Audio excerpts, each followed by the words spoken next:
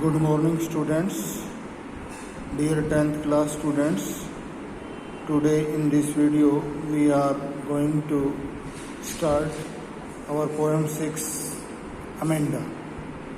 And this poem is written by poet Robin Klein.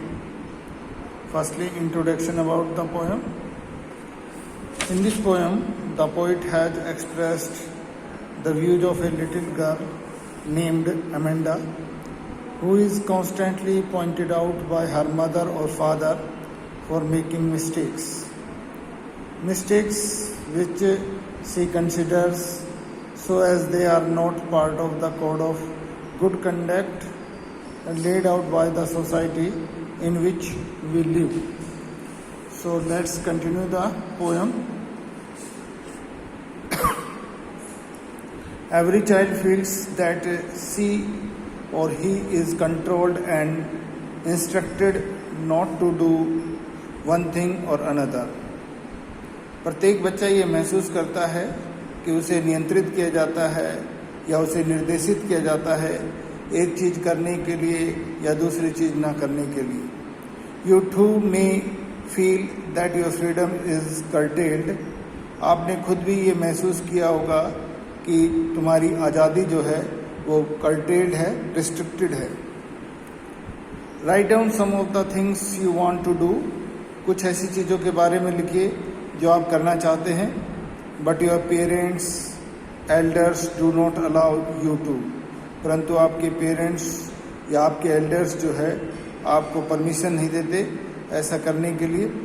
To read the poem aloud. Poem को जोर से पढ़ें. From pairs, each reading alternate stanzas. Pair में पढ़ें और प्रत्येक जो है अल्टरनेट स्टेंजा को पढ़ें. You are in for a surprise. कहता है तो तुम्हें बहुत अधिक आश्चर्य होगा. So let's continue the poem. Don't bite your nails Amanda. Don't hunch your shoulders Amanda. Stop that slouching and sit up straight, Amanda. Firstly, difficult word. Hunch means bent, crouch, or slouching means sitting in a lazy way. Okay? So, in this stanza, the mother or father of the Amanda instructed her about her some bad habits like don't bite your nails Amanda. और उसकी mother या father उससे कहता है कि अपने नाखून मत काटो या अपने नाखूनों को मत कुतरो Amanda. Don't hunch your shoulders Amanda. और अपने कंधों को झुकाना बंद करो या अपने कंधे मत झुकाओ अमेंडा. Stop that slouching. और इस तरह से जो लेजी वे से बैठना बंद करो. And sit up straight. और सीधे होकर बैठो Amanda. There is a languid emerald sea where the sole inhabitant is me a mermaid drifting blissfully. देखिए this stanza is put into brackets and this signifies that this is the day dreaming of the little girl Amanda and she imagines about herself in this stanza. Firstly, difficult word. Languid means relaxed. Emerald means green sea. Soul means alone. Inhabitant resident. A mermaid बोलते हैं जलपरी को. Drifting moving slowly. Blissfully means happily. So in the stanza, the little girl Amanda imagines about her situation. और वो कल्पना करती है या day dreaming करती है. देयर इज़ ए लैंग्वेज इमरलेट सी. कहती है कि वहाँ दूर एक जो है हरा भरा शांत महासागर है. Where the sole inhabitant is me. और मैं जहाँ की एकमात्र निवासी हूँ. ए मैरमेड. और जैसे एक जलपरी होती है उस मैरमेड की भांति. Drifting blissfully. तो मैं जो वाटर करंट है उसके साथ मूव करती हूँ. बड़ी खुशी खुशी जो है उस पानी की लहरों पर चलती हूँ. So in this stanza the little girl Amanda imagines about her situation. Did you finish your homework, Amanda? Did you tidy your room, Amanda? I thought I told you to clean your shoes, Amanda. In this stanza, the father or mother of the girl, Amanda, asking about her homework and asking about some questions regarding the cleanliness. So firstly, difficult word, tidy. Tidy means clean. Did you finish your homework, Amanda? The father or mother of the little girl asked her, क्या तुमने अपना homework ख़त्म किया, Amanda? Did you tidy your room, Amanda? क्या तुमने अपना कमरा साफ किया? I thought I told you to clean your shoes, Amanda. और मैं सोचता हूँ कि मैंने तुम्हें बताया था तुम्हारे जूते साफ करने के लिए, Amanda. I am an orphan. Orphan, the child whose parents has died. Roaming the street, I pattern soft dust with my hushed bare feet.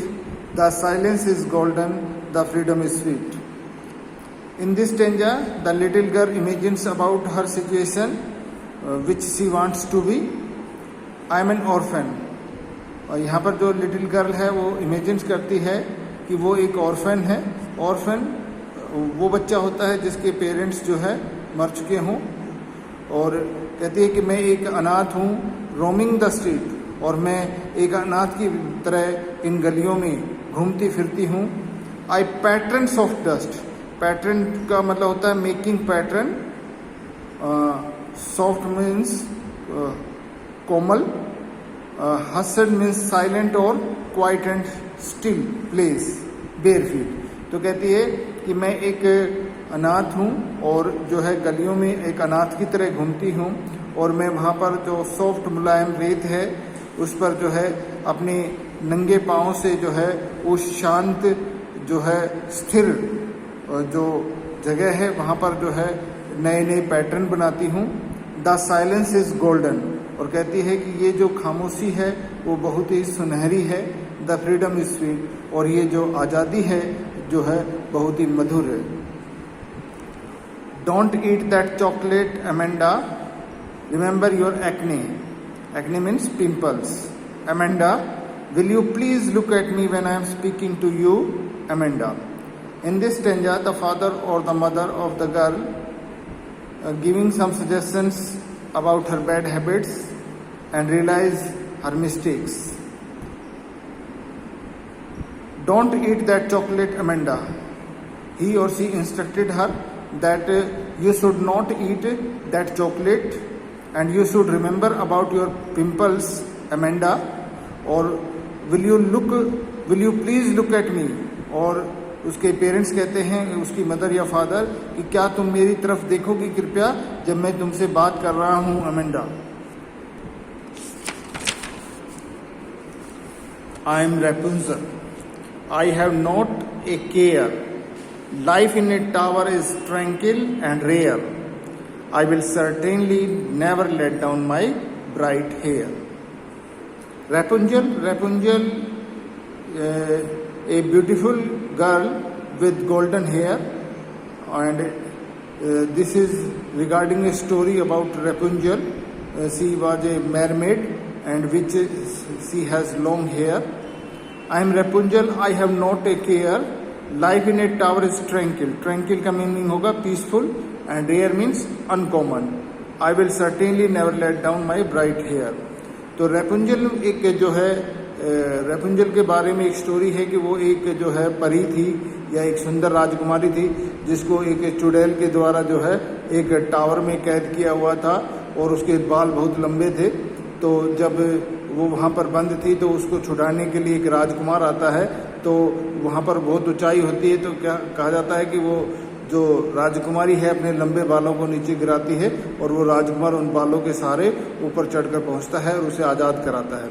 तो इन this stanza the little girl imagines about the Rapunzel, और वो कहती है कि मैं एक Rapunzel हूँ. आई have not a care. और कहती है कि मुझे किसी बात की परवाह नहीं है.